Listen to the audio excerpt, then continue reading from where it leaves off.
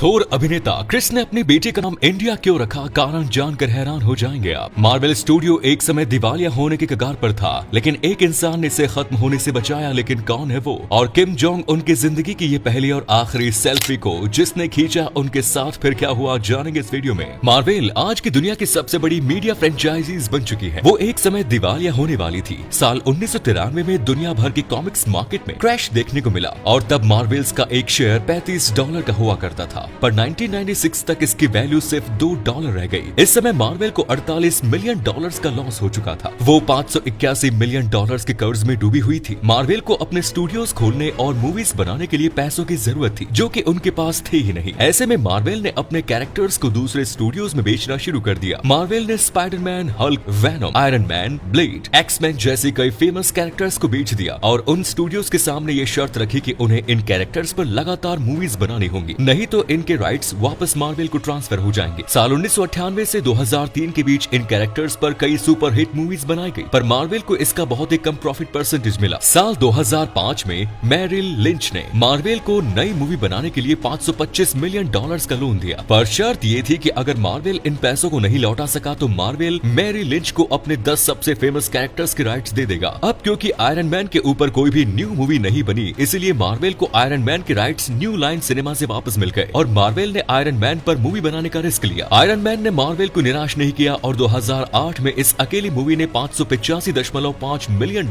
की कमाई करके मार्वल को बचा लिया और मैरिल लिंच का उधार पूरा चुका दिया। उसके बाद मार्वल ने कभी मुड़कर नहीं देखा और आज मार्वल सिनेमैटिक यूनिवर्स की सक्सेस इसका प्रूफ है। थोर के रोल में दिखाई देने वाले क्रिस हेम्सवर्थ ने अपनी बेटी का नाम आखिर इंडिया क्यों रखा, आइए जानते हैं। साल 2020 में एक इंटरव्यू में क्रिस ने बताया था कि उनकी वाइफ एल्सा पिताकी ने इंडिया में काफी टाइम स्पेंड किया और वो इस देश से काफी इंस्पायर्ड है। साथ ही नेटफ्लिक्स पर आई क्रिस हेम्सवर्थ की फिल्म की शूटिंग के दौरान उन्होंने भी अपना काफी समय इंडिया में बिताया। इस दौरान उन्हें भारत के लोगों के द्वारा बहुत प्यार और सपोर्ट मिला। इन्हीं चीजों से इंस्पायर होकर उन्होंने अपनी बेटी का नाम इंडिया हेम्सवर्थ रखा है। साल 2021 के स्टैटिस्टिक्स के अनुसार क्रिस की नेटवर्थ करीब $130 मिलियन है, जो कि इंडियन रुपीज में 1027 करोड़ रुपए होते हैं। ऑस्ट्रेलिया के बायरन बे में उनके पास 237 करोड़ रुपए की कीमत वाली एक आलीशान प्रॉपर्टी है। इसके अलावा उनके पास यूएसए में और भी बहुत सारी प्रॉपर्टीज खरीदी हुई है, जिनकी कीमत भी करोड़ों में है। उनके कार कलेक्शन में ऑडी Q7, कैडिलैक स्कारलेट और एक्यूरा MDX जैसी प्रीमियम कार्स है और फेलिक्स नाम के एक प्राइवेट बोट भी है। इसके अलावा थोर को वॉचेस का भी बहुत शौक है। उनके पास Omega Speedmaster Moonwatch और टैग ह्यूयर की कुछ कलेक्शंस हैं, क्योंकि वो इसके ब्रांड एम्बेसडर भी रहे हैं, जिनमें सबसे महंगी घड़ी टैग ह्यूयर की है। जब जॉनी पर एम्बर ने डोमेस्टिक एब्यूज के आरोप लगाए तो pirates of the Caribbean franchises Disney ने उन्हें बाहर का रास्ता दिखा दिया। हालांकि अब जॉनी डेप ने ये केस जीता है, तो इसीलिए ऐसी खबरें आई थी कि डिज्नी ने जॉनी डेप को वापस लौटने के लिए $301 मिलियन यानी कि 2380 करोड़ रुपीस का ऑफर दिया है। कोर्ट की हियरिंग के दौरान हर्ड के लॉयर ने जॉनी से सवाल किया कि अगर उन्हें जैक स्पैरो के कैरेक्टर में वापस लौटने के लिए मिलियंस ऑफ डॉलर्स का ऑफर दिया जाएगा तो वो क्या वापस लौटेंगे। इस पर जॉनी डेप ने वापस लौटने से इनकार कर दिया। वेल डीप के रिप्रेजेंटेटिव ने साफ कर दिया है कि वो डिज्नी के साथ ऐसे किसी भी टॉक में शामिल नहीं है। हालांकि उन्हें $301 मिलियन का ऑफर मिला या फिर नहीं, इसके बारे में कोई ऑफिशियल न्यूज नहीं है। अब मैं आपको नॉर्थ कोरिया के तानाशाह किम जोंग उनकी लास्ट सेल्फी की दिखाने वाला हूँ। नॉर्थ कोरिया में रहकर किम के साथ सेल्फी खिंचाना यानी कि अपनी मौत को दावत देना होता है। अगर कोई ऐसी डिमांड भी कर ले तो उसे मौत की घाट उतार दिया जाता है। पर साल 2018 में जब किंग सिंगापुर गए थे तो वहाँ के फॉरेन मिनिस्टर विवियन बालाकृष्णन ने उनके साथ सेल्फी खींची थी और मजे की बात तो यह है कि किम इतनी बड़ी पोस्ट पर बैठे इंसान को मना भी नहीं कर पाए। ये किम की लाइफ की फर्स्ट और अभी तक की लास्ट सेल्फी है। हमारे देश में ऐसे कई प्रोडक्ट्स बेचे जा रहे हैं जो दूसरे देशों में बैन है। अब रेड बुल को ही ले लीजिए।